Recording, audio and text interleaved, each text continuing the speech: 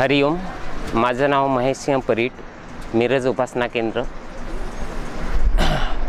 प्रथम अनुभव आहे माझा पुतणीचा अनुभव आहे। आता ती साधारण 11 वर्षाची आहे, 5वीला आहे, फार हुशार आहे। तर माझ्या भावाची मिसेस आहे। तिचं ही मुलगी जन्मण्या अगोदर म्हणजे चैत्राली तिचं नाव आहे, 2 ते 3 वेळा डॉक्टरांनी व्यवस्थित वाढ नाही म्हणून ॲबॉर्शन केलेलं होतं। आणि मी प्रमुख सेवक असल्यामुळे बापूंच्या चरण पादुका, चिन्मय पादुका माझ्या घरी आहेत। तू अनिरुद्ध चालीसा जेवढी मॅक्झिमम म्हणशील तेवढी म्हणायला सुरू कर, तुझे हे जे 2-3 वेळा प्रॉब्लेम झालेत ते होणार नाहीत। मग तिनं पण ते सारखं हे होत असल्यामुळं सिरियसली घेऊन अनिरुद्ध चालीसा म्हणायला सुरू केली। आणि त्या दरम्यान डॉक्टरांशी कन्सल्टिंग करताना पुन्हा तिला जरा शंका आली, ब्लिडिंग सुरू झालं। त्यामुळे नंतर पुन्हा डॉक्टर सोमशेखर पाटील म्हणून होते, तिनं फुल बेड रेस्ट सांगितली, अजिबात हालायचं नाही। आणि तिनं अनिरुद्ध चालीसाचं पठण झोपेत पण सुरू केलं। आणि एकदा पहाटे असं झालं की जिथं बापूंच्या चरण पादुका होत्या तिचंच तिथं साईडला बेडरूम होतं, तिथून बापू अक्षरशः चालत येऊन तिच्या समोर उभारले आणि असं सांगितले तिला की बाळ, ह्यावेळी तेवढं मी काय करू शकत नाही, मात्र पुढच्या वेळेला मी नक्की तुझी काळजी घेणार। असं म्हटल्यावर ती पुन्हा म्हणजे तिला असं जवळजवळ 3 मिनटं असं तिला काय सुचलं नाही आणि ती पुन्हा रडायला लागली। आणि पुन्हा आम्ही म्हणजे तिला ब्लिडिंग सुरू झाल्यामुळे डॉक्टरांच्याकडे नेलं, सोनोग्राफी वगैरे केली। डॉक्टरांनी तेच सांगितलं की जे बापून की ह्या वेळेला आणि पुन्हा आपणाला ॲबॉर्शन करावं लागणार। मग पुन्हा ते ॲबॉर्शन केलं आणि साधारण तिला म्हणजे काही ट्रीटमेंट करून अशा 1 वर्षभर गेलं। तर बापूंच्या कृपेनं आम्हाला एक कोल्हापूरचा पत्की डॉक्टर आहेत, त्यांची एक ती गिरणी दळायला जात होती पीठ, तिथून पत्ता मिळाला आणि मग डॉक्टर पत्कींचं ट्रीटमेंट सुरू झालं। आणि म्हणजे बापूंनी इथं काय केलं की तुझी उचित वेळ आल्यानंतर मी तुला योग्य व्यक्तीकडं पाठवतो, तोपर्यंत ती घर बसल्या आपल्या अनिरुद्ध चालीसा वगैरे मोडकं तोडकं करायची। आणि पुन्हा मात्र ते प्रेग्नेन्सी राहिल्यानंतर पुन्हा तिचं ब्लिडिंग सुरू झालं, ते असून पण डॉक्टर पत्कींचं पुन्हा ती घाबरली। पण अनिरुद्ध चालीसाचं पठण मात्र तिनं सातत्याने ठेवलं। पण डॉक्टर पत्की हे एक्सपर्ट डॉक्टर असल्यामुळं त्यातनं पण ते व्यवस्थित होऊन तिचं औषध ट्रीटमेंट होऊन ती मुलगी अगदी फिजिकल फिट जन्मली। साधारण हा 2006चा अनुभव आहे। आणि आता ती मुलगी 5वीला आहे, इतकी शार्प आहे की म्हणजे बापूंची जर भक्ती केली, भले कोणीही असो, जर आज्ञापालन केलं, तोडकं मोडकं असं पहिल्यांदा काम्य भक्ती असू दे तर आपली इच्छा पूर्ण होतेच। आता ती दररोज आपले बापूंचं गुरुक्षेत्र मंत्र असो, आम्ही जे काय सांगेल ते घरी म्हणत असतात। दुसरा माझा अनुभव आहे माझ्या पत्नीचा, सविता म्हणून। मी किती वेळा सांगायचो तिला उपासनेला चल, नाही मग मला काम आहे। प्रमुख सेवक असल्यानं मला पण वाईट वाटायचं की मी सर्व एका भक्ताला सांगितलं तर ते येतात पण ही येत नाही, असं का होते।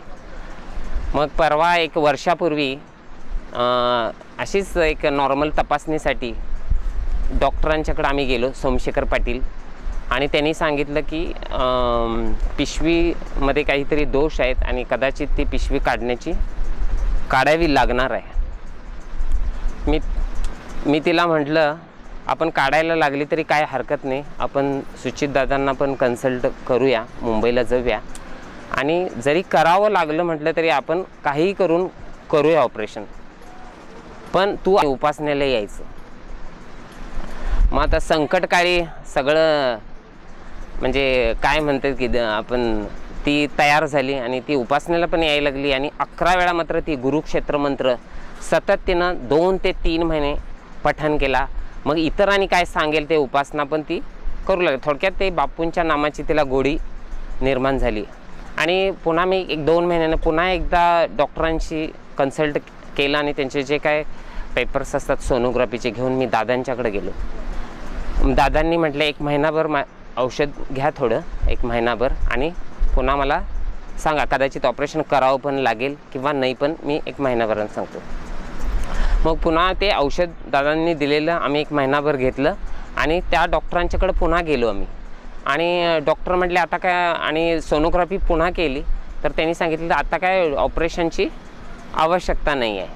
मग पुन्हा मी दादांच्याकडे आलो की डॉक्टर असं म्हणत आहेत की ऑपरेशनची आवश्यकता नाही आणि काय करू दे. तर दादांनी तिची नाडी तपासली सविताची आणि सांगितलं काय नाही बाळ, तू आता बरी झालीस. तेव्हापासून पूर्ण औषध बंद आहे, मात्र ती गुरुक्षेत्र मंत्र आणि उपासनेला मात्र नियमित येते. दुसरं गोष्ट, आमच्या घरात एक मांजर आहे.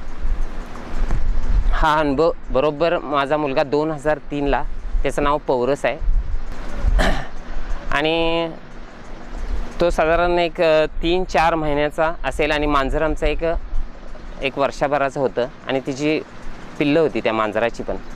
आणि ती एकदा काय झालं, समोरच्या आमच्या एक मांजर होतं, त्याला पण पिल्ली झाली होती आणि एक कुत्रं काय केलं, मी नव्हतो घरात, आणि सगळी 5-6 पिल्ली त्याची मारून टाकलं आणि आमच्या पण त्या मांजराला 1-2-3 पिल्ली होती.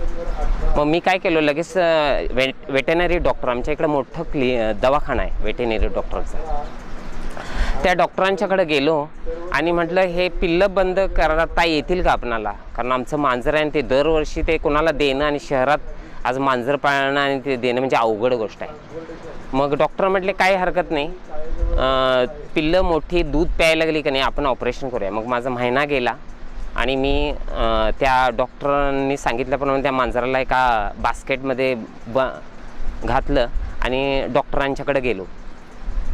मग डॉक्टरांनी ते बघितलं आणि त्यांनी एक नॉर्मल सर्जरी केली, त्याला भूल देऊन त्याची काय औषधं वगैरे बाहेरनं त्यांनी लिहून दिली, प्रिस्क्रिप्शन घेऊन मी ती औषधं दिली. ते 1 तासभर बेशुद्धच होतं. तसंच आणून त्याला म्हणजे स्टिचिंग घातले, ते साधारण 5-6 टाके पडले, त्याची ती गर्भाशयाची पिशवी त्यांनी कट करून काढली आणि एक 2-3 दिवस त्याला त्यांनी बांधून घाला म्हटले ते, कारण ते तोंड लावून आहे ना ते स्टिच उसवण्याची शक्यता असते. आणि आम्ही त्याला केअरफुल केलं, पण 2-3 दिवसांना बघितलं तर ते मांजरानं तोंडानं उघडून ते पुन्हा ती जे काय त्याचं पोट आहे ते ओपन झालं. तर मग काय करायचं म्हटलं, हे काय केलं, ते माझी चूक झाली का काय असं मला फील व्हायला लागलं. मी पुन्हा डॉक्टरांच्याकडे गेलो. मग डॉक्टर म्हटले काय हरकत आहे, आपण पुन्हा स्टिचिंग करूया. पुन्हा पैसे पण 700-800 रुपये लागायचे, म्हणजे असं त्यावेळेला ते खर्च करणं पण म्हणजे जरा हे व्हायचं. तरी पण म्हटलं काय असू दे पैसे, आता एकदा आपण चूक केल्या. तर पुन्हा स्टिच घातल्या, म्हणजे भूल देऊन पुन्हा त्या मांजराला आणि 2-3 दिवस सांभाळलं पुन्हा आणि ते तसंच झालं. तिसऱ्यांदा पण तसंच केलं, पुन्हा ते 2 दिवसानं ते तसंच झालं. म्हणजे त्याला पोत्यात अक्षरशः बांधून घातलं तर आम्ही, आणि पण बाहेर जरा सोडलं की त्याला ते खास सुटल्यामुळे ते तोंडानं. मग बापूंच्याकडे मी गेलो आणि प्रार्थना केली. बापू म्हटलं हे काय तर ह्याच्यावर असा उपाय करा की काय तर होऊ दे, कारण ते शेवटी तुमचं म्हणजे ही सर्व सृष्टीच तुमची बाळ आहे. आणि अक्षरशः एक आयोडीन म्हणून त्या शेवटी डॉक्टरनं म्हटलं आता हे काय करायला नको, एक आयोडीन देतो तुम्हाला, ते फक्त 2 ते 3 वेळा दिवसातून लावा. आणि 2 दिवसानं त्याला लावलं मी आयोडीन. आणि तिसऱ्या दिवशी मी ते मांजराला बघितलं तर पूर्ण ती जखम पूर्ण भरून आली, ती टाके पण दिसत नव्हते इतकं. म्हणजे हा माझा सद्गुरू बापूराय एक आपल्यावरच असं नाही तर एका प्राणी मात्रावर पण दया करतो आणि त्यांना ते बरं करतो. असे असंख्य अनुभव आहेत, पण वेळेअभावी मी एवढंच सांगून माझा अनुभव संपवतो. हरिओम अंबज्ञ. बापूंच्या चरणी कोटी कोटी प्रणाम.